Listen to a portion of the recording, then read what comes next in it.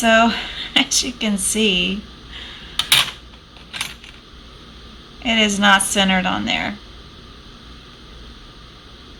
No need to stress.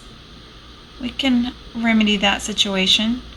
So I'm kind of glad that happened. I can show you how we can take this band back off of the bezel plate and we can try again.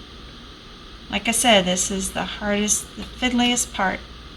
So I'm going to suspend this in the tweezers, and I want it up off the block, because what I'm going to do is I'm going to heat this while I'm pushing down on this bezel cup, and when that solder softens up and melts, it's going to drop.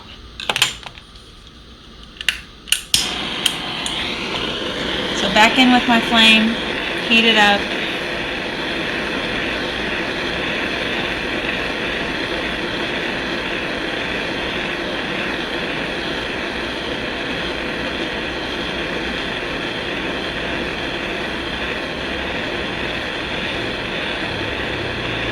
And there it goes.